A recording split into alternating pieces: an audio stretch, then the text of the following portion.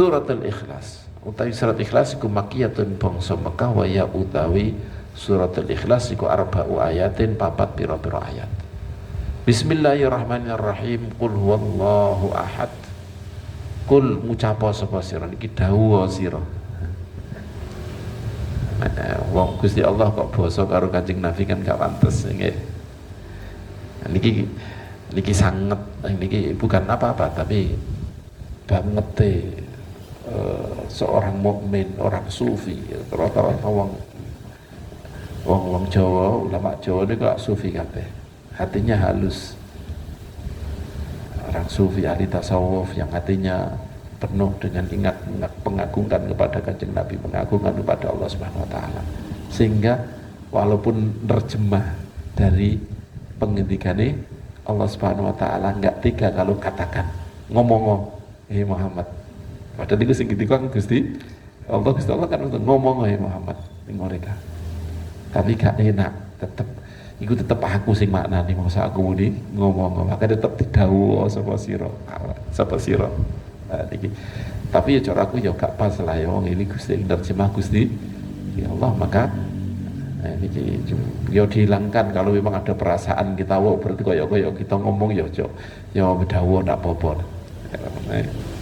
Kul ngomong sira Muhammad wa utawi perkara kang ditakokaken iku Allahu Gusti Allah ahadun ya iku zat kang swiji ngijeni kang ngijeni ahadun kang sawiji tur ngijeni. Iki beliau maknanya seperti ini.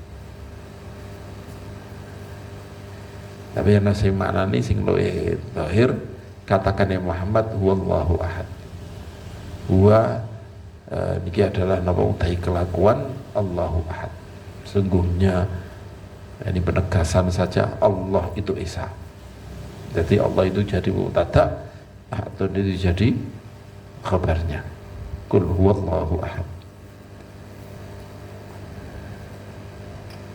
Allahu utawi Allah iku as-samad. Iku zat kang den sejo. Den sejo ya ini maksudnya yang di makna somad aslinya adalah sayyid, tuan yang selalu menjadi menjadi selalu didatangi orang untuk memenuhi semua kebutuhan apa-apa kepada dia, datang kepada dia, yang menjadi tumpuan tepat apa-apa ya, datang ke sana untuk minta apa saja, namanya somad. Jadi tuan itu namanya somad. Jadi somad yakni artinya adalah orang yang selalu ada untuk orang besar yang selalu menjadi tumpuan akan didatangi dalam kebutuhan apa saja. Dan Allah lah yang somad beneran, ya Allahus somad. Bukan Allahus somadun, tapi Allahus somad.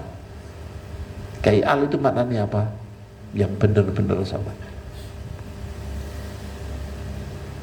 Kan bisa kan Zaitun qa'imun, Zaid berdiri, tapi Zaitun al-qa'im itu bermakna berarti Zaid lah yang berdiri.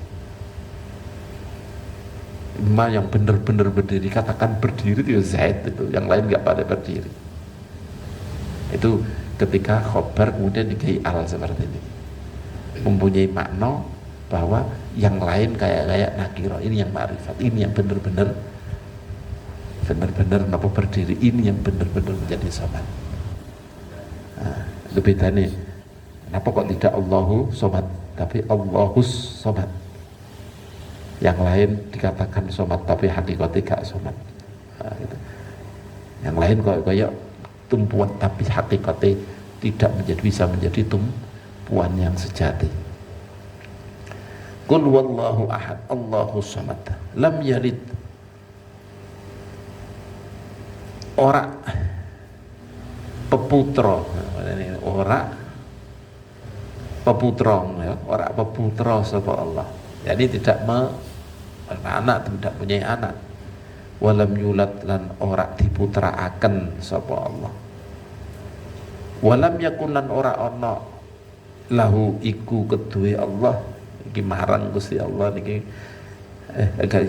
benar-benar lam yakun ana lahu kedue Allah iku kufuwan madan iku madani lam yakun ana lahu kedue Gusti Allah iku kufuwan madani sapa ahadun sapa wong suci. Tidak ada seorang pun yang kufuwan lahu, yang madani, yang sekufu, yang sejajar dengan Allah Subhanahu wa taala, yang menyamai Allah keadaan.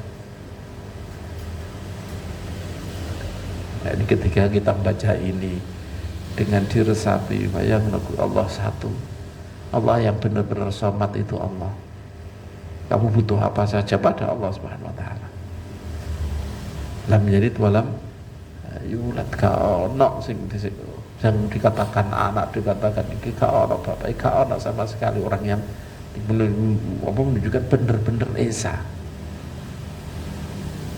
Ya, kaono sing nyamai, kaono sing dikatakan putra ning Gusti Allah Subhanahu wa taala, kaono sing dikatakan oleh bapak, kaono.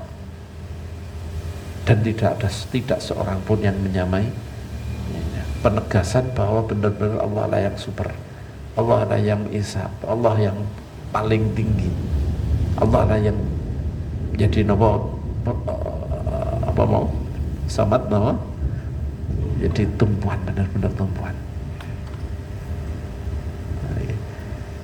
Karena sangat kuatnya ayat ini sampai ono salah satu sahabat dikirim oleh Rasulullah SAW, diutus untuk nama sebagai sariyah pasukan, sebagai pasukan pimpinannya ini selalu setelah sholat ngimami pasti setelah baca surat kemudian baca qul huwallahu ahad, qul huwallahu ahad. Kemudian ini kok ngene Kanjeng Nabi gak ngene kok dik ngene. Akhirnya matur Kanjeng Nabi setelah nyampe rumah, ya Rasulullah, kita nih gini kan Kanjeng Nabi itu kuat dalam memerintahkan supaya taat kepada pemimpin. Man atau amiri faqat ata'ani, siapa yang menjadi taat kepada amirku, orang yang aku angkat untuk memimpin, maka dia telah taat kepadaku. Makanya sangat perintah untuk taat kepada pemimpin ini sangat kuat, sahabat nih, benar-benar sangat kuat. Sampai ada sahabat yang pimpinan ini muring-muring sama anak buah, muring sama anak buah. Terus dia ngomongnya kumpul kayu bakar, terus mereka gak tanya, mereka gak perintah jazm, pakai perintah serius, ya sudah diambilkan kayu bakar, hidupkan kayu bakar itu, sudah dihidupkan. Begitu mulat-mulat, saya kan masuk kalian ke api itu, kan karena marahnya, ayo masuk ke itu.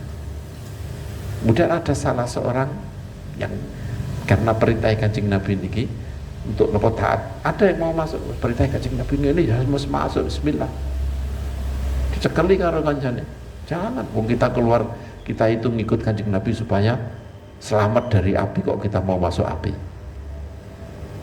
Ini sudah masuk pada tataran la ta'ata li makhluqin fi maksiatil khaliq, tidak ada ketaatan kepada seorang makhlukun dalam maksiat kepada sang khaliq. Kalau sudah perintah haram, maka seorang muslim harus nolak. Nah, masih tentara kon mateni wong gak dosa yo nolak, kudu nolak. La ta'ata li makhluqin, apalagi santri dikon gurune maksiat yo wajib nolak. Nah, ini prinsip Islam seperti ini, dalam maksiat tidak ada la ta'ata li makhluqin. Nah, tapi juga dipimpin ya kudu taat dalam niki saiki kebalik-balik, sing kadung nolak kabeh gak gelem taat karo pemimpin. Wah, akhirnya ya negara ini jadi kacau kabeh. Nah, di sini kon maksiat melo aku wae, wajar padha repot iki. Nah, ini banget kuat sampai ketika sahabat iki sing jadi pemimpin nopo salate gak koyo Kanjeng Nabi.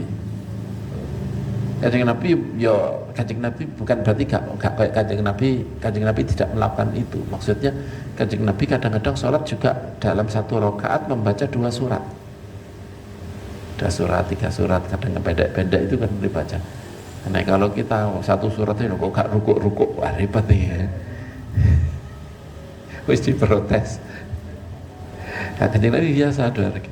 Tapi dibaca qul huwallahu ahad terus ini enggak pernah dilakukan Kanjeng Nabi. Kok maca qul huwallahu terus, maca qul huwallahu terus. Kanjeng Nabi suruh tanya, kenapa dia kok selalu seperti itu? Ditanya, kenapa kok jadi kata ngimami kok maca ngono? Iki sifatnya Gusti Allah. Aku seneng Gusti Allah. Iki sifatnya Gusti Allah. Sifat yang luar biasa di Gusti Allah. Maka saya seneng maca sih kuning Gusti Allah. Katakan sebagaimana dia suka kepada Allah, maka Allah mencintai dia.